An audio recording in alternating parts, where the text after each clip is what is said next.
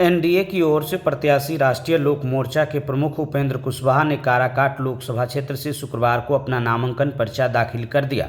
अपने समर्थकों के साथ नॉमिनेशन करने पहुंचे उपेंद्र कुशवाहा ने कहा कि उनकी किसी से कोई लड़ाई नहीं है। पीएम मोदी ने पिछले 10 वर्षों में इतना काम किया है कि जनता उनके प्रति काफ़ी आकर्षित है। काराकाट की जनता हमेशा विकास पर वोट करती है और इस बार भी एनडीए के उम्मीदवार को अपना समर्थन देकर दिल्ली भेजेगी। इस दौरान उपेंद्र कुशवाहा ने निर्दलीय उम्मीदवार पवन सिंह को लेकर पूछे गए सवालों के जवाब में उन्होंने कहा कि कोई चुनाव लड़े उन्हें कोई फर्क नहीं पड़ता। उनसे न तो हमें कोई असर पड़ रहा है और न ही जनता पर कोई असर दिख रहा है। यदि खुद को भाजपा का सदस्य बताते हैं तो उनकी चिंता भारतीय जनता पार्टी को करनी है।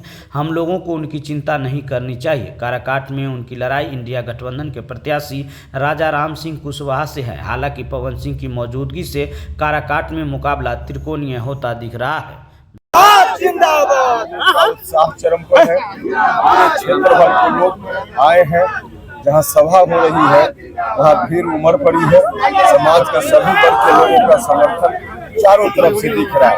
इसलिए आज शुभ मुहूर्त में नामांकन हुआ है। आगे सब कुछ शुभ ही होगा। सर, आपकी लड़ाई यहाँ पे काराकाट में किससे है? भैया एक तरफा लड़ाई, उसमें कोई दूसरा एंगल है ही नहीं। एक तरफा लड़ाई।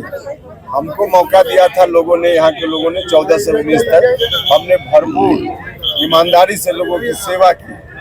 साथ ही साथ हमारे प्रधानमंत्री जी ने जो काम किया है 10 वर्षों, उनके काम के प्रति लोगों का आकर्षण। बिहार के मुख्यमंत्री नीतीश कुमार जी ने काम किया, उनके प्रति आकर्षण। मिला जुलाकर समाज के सभी वर्ग के लोग मुखातिब हैं। सब लोग चाहते हैं कि दिल्ली की सरकार प्रधानमंत्री जी के नेतृत्व में, नरेंद्र मोदी जी के नेतृत्व में फिर एक बार बने और दिल्ली, पटना, यहाँ काराकाट में सब जगह एनडीए हो तो विकास का काम तेज होगा। इसलिए सब लोग समर्थन में। अच्छा, पवन सिंह के उतरने से आपको कुछ असर पड़ रहा है? भैया मीडिया के लोगों को असर पड़ रहा होगा, ना तो मेरे ऊपर कोई असर है, ना आम जनता के ऊपर असर है। कहीं कोई चुनाव में कोई इसका अर्थ नहीं। वोटरों में उत्सुकता दिखती है, क्या आपको लगता है कि सिर्फ उत्सुकता है या फिर वोटरों में तब्दील हो सकता है? देखिए, कोई यह विषय ही नहीं है, कोई इशू नहीं है जिस पर आप चर्चा कर रहे हैं। अच्छा सर, पवन सिंह के उतरने से वो चूंकि बीजेपी में है, अब तक वो बैठे नहीं है, उन पर कोई कार्रवाई नहीं हुई, क्या आप क्या कहेंगे इस पर?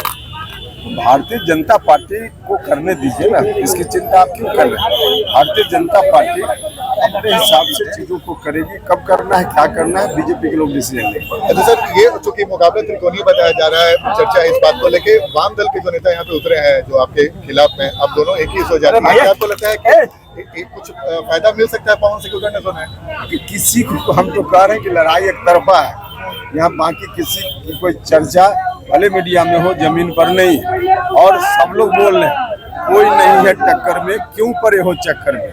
कोसी सीमांचल के मिट्टी की खुशबू और किसानों के खेतों में उपजे हुए उच्च क्वालिटी की सरसों से निर्मित कच्ची घानी कोसी किंग सरसों तेल आपकी खाने को बनाए शुद्ध, स्वादिष्ट और पौष्टिक। इसलिए आज ही अपने घर ले आए कच्ची घानी शुद्ध सरसों तेल, जो आपके स्वाद और स्वास्थ्य का रखेगा भरपूर ख्याल। कच्ची घानी शुद्ध सरसों तेल, स्वाद में हिट, बजट में फिट।